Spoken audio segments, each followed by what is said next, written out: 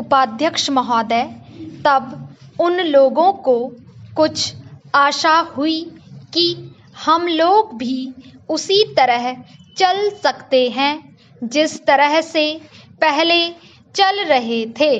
लेकिन अभी हाल में जो चुनाव हुआ उससे देश के धनिकों के मन में बड़ा संदेह पैदा हुआ कि इस चुनाव के बाद उनकी स्थिति वैसी नहीं रहेगी जो अब तक चली आती रही है। गरीबों और अमीरों के बीच में अब तक जो बहुत बड़ा अंतर चला आ रहा था उसको अब तेजी से दूर करने का प्रयत्न किया जाएगा। श्रीमान, मैं आपका बहुत ही आभारी हूँ जो आपने सदन में चालू वर्ष के बजट पर अपने विचार प्रकट करने का अवसर दिया है। मैं इस बजट का समर्थन करना चाहता हूँ।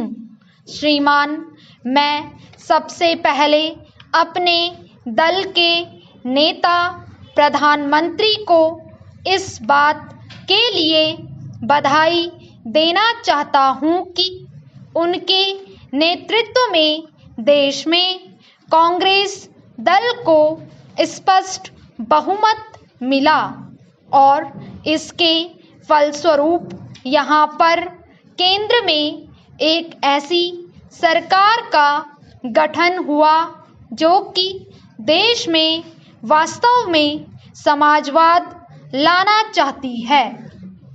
मैं वित्त मंत्री जी को इस बात के लिए बधाई देना चाहता हूँ कि लोकसभा के मध्यावधि चुनाव में जनता द्वारा कांग्रेस दल को जो आदेश दिया गया था उन्हें स्मरण है और वह तन मन धन से उसका पालन करना चाहते हैं।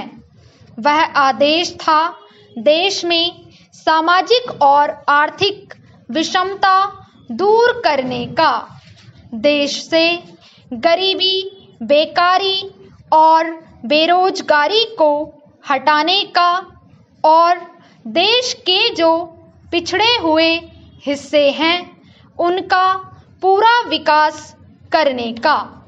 साथ ही साथ इस बात का भी आदेश था कि देश के अंदर इस प्रकार की सामाजिक और आर्थिक व्यवस्था पैदा की जाए जिसके अंतर्गत जनता शोषण से मुक्त हो सके।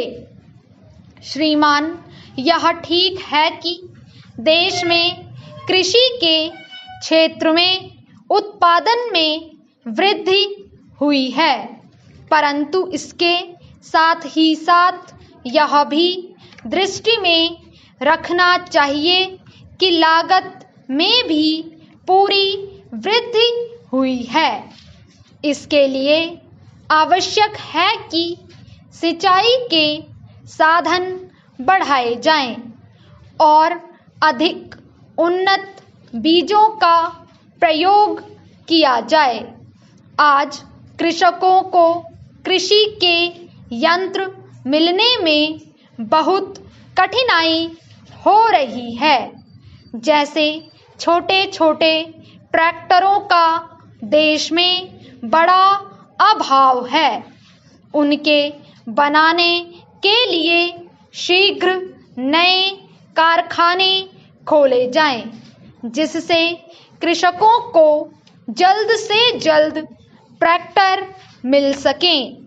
देश तभी प्रगति करेगा, हमारा ऐसा विश्वास है।